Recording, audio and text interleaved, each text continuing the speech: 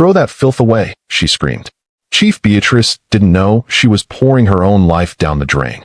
To humiliate her poor maid, the billionaire forced Faith to drink the dirty village medicine. She wanted to mock her.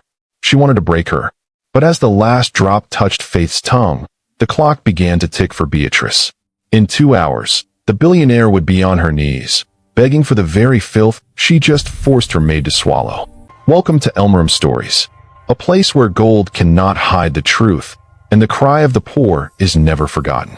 We are building a community of 1,000 truth seekers. Join us by hitting that subscribe button now. Step inside, where every story is a mirror, and justice always finds its way home. The sun was setting over the city of Lagos, casting long, golden shadows across the marble driveway of the Ashford estate. But inside the mansion, there was no warmth. Chief Mrs. Beatrice stood before her mirror, draped in silk that cost more than a village school, but her heart was as cold as the air conditioning humming in the walls. Beatrice did not believe in kindness, she believed in power.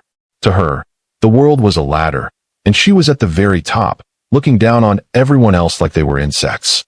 "Throw that filth away," her voice rang out, sharp enough to cut glass. She was pointing at a small, battered plastic bottle held by her new maid, Faith. To Beatrice, the brownish liquid inside looked like mud from a gutter. She didn't know that she was looking at her own survival. She didn't know that by the time the moon rose, she would be willing to give all her billions for just one drop of that filth.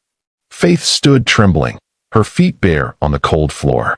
She was a girl from the red earth village of Amudi, and she had come to this house not for the luxury, but for a desperate mission.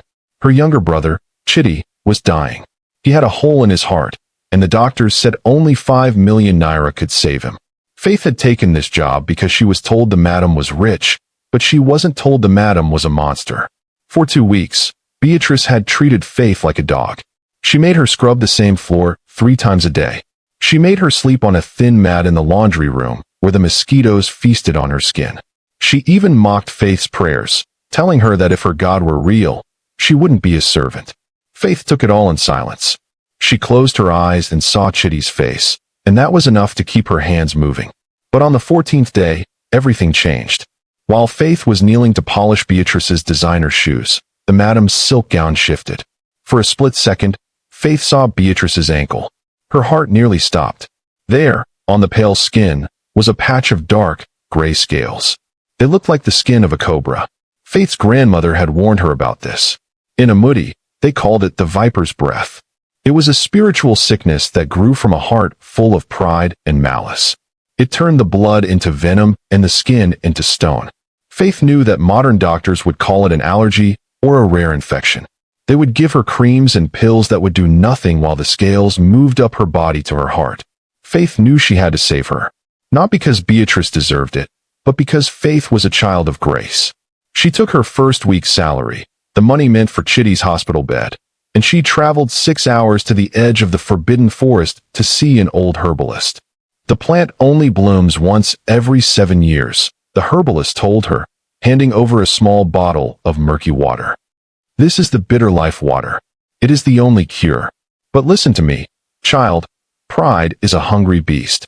If the one who needs this water does not receive it with a humble heart, the water will find another home. Use it wisely." Faith returned to the mansion exhausted, her clothes dusty from the journey.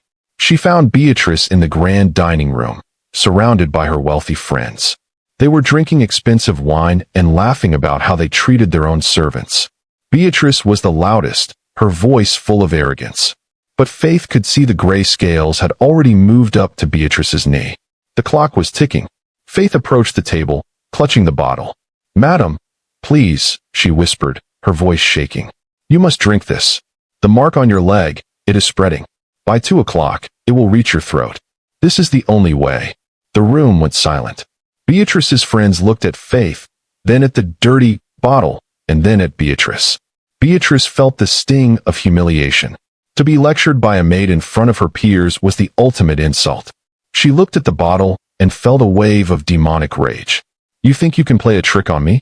Beatrice screamed, her face contorting. "You want to poison me so you can steal my gold? You want to mock me with this village juju?"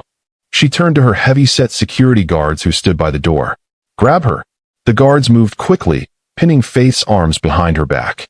Faith cried out, begging Beatrice to listen, but the madam was beyond reason. Beatrice picked up the bottle, unscrewed the cap, and sniffed it. It smells like a grave, she hissed. Since you love this filth so much, since you think it's so life-giving, then you shall have it all. Every single drop. Faith's eyes went wide. No, madam. If I drink it, there is no more. The plan is gone. Please. But Beatrice only laughed. She grabbed Faith's jaw, forcing her mouth open. She began to pour the bitter life water down Faith's throat. Faith struggled, coughing and gasping as the liquid disappeared. The guards held her firm until the bottle was completely empty. Beatrice threw the empty plastic at Faith's feet and wiped her hands on a silk napkin as if she had touched something diseased. Now, Beatrice said, her voice cold and final. Get out of my house. You are fired. Pack your rags and go back to your village. Let your miracle water keep you warm in the rain. Faith was pushed out of the mansion gates into a sudden, pouring rain. She had no money, no job, and no medicine for her brother. She sat in the mud outside the gate, crying not for herself, but for the woman inside. Faith knew something Beatrice didn't. The water was gone, and the scales were still moving. Inside the mansion, the party continued for a few minutes, but the mood had shifted. Suddenly, Beatrice reached for her glass of wine, but her fingers felt stiff. She looked down at her hand. The gray, snake-like scales were now visible on her wrist, moving rapidly up her arm. She tried to speak, to tell her friends she felt dizzy, but her throat felt like it was closing. A dry, raspy hiss was the only sound she could make. The clock on the wall chimed. It was 1 o'clock. She had 60 minutes left before the stone reached her heart. She looked toward the gate, where the girl she had just humiliated was disappearing into the mist. Beatrice realized with a sudden, bone-chilling terror that she had just forced her only hope down the throat of the girl she called nothing. This is the conclusion of the story. To reach the full word count and a 25-minute runtime, this script focuses on the medical failure, the public humiliation, and the spiritual restoration. The silence inside the Ashford mansion was heavier than the gold that decorated the walls. Chief Beatrice was slumped in her leather chair, her eyes wide with a terror that money could not soothe. The party guests had vanished. They had fled the moment they saw the gray, snake-like scales reach her neck. In the world of the wealthy, friends often disappear when the scent of death enters the room. Her husband, Chief Williams, arrived home to a scene of pure chaos. He found his wife clutching her throat, her skin turning as cold as a pebble in a stream. He didn't waste a second. He summoned the finest doctors in the country. Within 30 minutes, the mansion was filled with the sound of sirens and the frantic clicking of medical equipment. Specialist doctors in white coats hovered over Beatrice, but their faces were masks of confusion. Her vitals are dropping, but we don't know why, the head doctor whispered to Williams. It's as if her blood is turning into lead. We've tried every antibiotic, every serum. Nothing is working. It was then that the doctor's eyes fell upon the empty, crumpled plastic bottle on the floor, the one Beatrice had forced Faith to drink. He picked it up and sniffed the lingering scent of earth and ancient roots. The doctor, who had spent his youth in the deep villages of the East, turned pale. He told Williams that this was not a medical case, but a spiritual one. He explained that the liquid in that bottle was the only antidote for a condition the elders called the viper's breath. Without it, Beatrice would be a statue by sunset. Williams grabbed the doctor by his collar. Then get more? Buy it. I will pay any price. The doctor shook his head sadly. You cannot buy what has been destroyed by pride. The girl who brought this, where is she? If she drank the water, she is the only vessel left. Realization hit Williams like a physical blow. He called his head of security, screaming for the convoy to be readied. He knew Faith would be heading to the bus station to return to Amudi. He looked at his wife, whose face was now half covered in gray scales, and he felt a deep shame. He realized that her arrogance had finally built a wall that even his billions could not climb over. At the Oshodi bus park, the air was thick with the smell of diesel and the shouting of conductors. Faith sat on her small wooden box, her head bowed against the rain. She felt a strange heat radiating from her chest. The bitter life water was circulating through her veins, giving her a strength she had never known. But her heart was heavy. She had failed her brother, Chitty. She had no money for his surgery, and the medicine that could have saved her boss was gone. Suddenly, the noise of the bus park was silenced by the screech of tires. Four black armored SUVs tore through the mud, sending people diving for cover. Chief Williams jumped out of the lead vehicle, followed by guards carrying a stretcher. On that stretcher lay Beatrice, covered in a white cloth, gasping for air that would not come. The crowd gathered, sensing a great drama. They watched in disbelief as the powerful Chief Williams fell to his knees in the dirty mud of the motor park. He crawled toward Faith, his expensive suit ruined by the filth. "Faith, please," he wailed, his voice breaking. "My wife is dying. I will give you everything. 10 million, 50 million. I will build you a hospital. Just give her the water." Faith looked at him with eyes full of tears. "Sir, you were there. You watched her force me to drink it. The water is inside me now. It is gone from the world." The crowd began to murmur.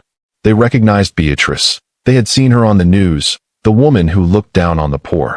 Now, they saw her dying in the very dirt she despised. Faith looked at Beatrice. The scales had reached the woman's eyes. 1 more inch, and she would be blind. 2 more, and she would be dead. Faith remembered her grandmother's words. "Mercy is the water that washes away the venom of the world." She told Williams that she could try to save her, but there was a condition. The bitter water would only transfer its healing if the pride of the sick was fully broken. She must confess, Faith said clearly, her voice echoing across the bus park. She must admit what she did to the girl she called nothing in front of all these people she calls dirt. Beatrice, unable to speak, gestured for a pen. With a hand that was almost completely stone, she wrote on a piece of cardboard from a nearby trash pile. The words were shaky. Asterisk, "I treated you like an animal. I am the one who is nothing. Forgive me." Asterisk. Faith took Beatrice's hand. The crowd held their breath. Faith began to pray, a low, melodic chant from a Moody. As she prayed, the radiant heat from Faith's body began to flow into Beatrice. It was a painful process. The scales didn't just disappear. They cracked and fell off like old bark from a tree. Beatrice screamed a silent scream as the life returned to her limbs. Slowly, the gray color faded. The stone turned back into flesh. Beatrice took a deep, gasping breath, the first real breath she had taken in hours. She sat up on the stretcher, her expensive makeup washed away by the rain and her own tears. She looked at Faith, then at the crowd of mechanics and hawkers, and for the first time in her life, she saw them as human beings. The restoration was complete, but the lesson was just beginning. Beatrice did not return to her old life. She sold her mansion and moved to a modest home. She used her wealth to build the Faith and Chitty Heart Center, where the poor could receive surgery for free. Faith's brother was the first to be saved. Faith herself never returned to being a maid. She became a healer and a voice for those who are unseen in the city. She often tells people that wealth is like a shadow. It follows you in the sun, but it leaves you the moment things get dark.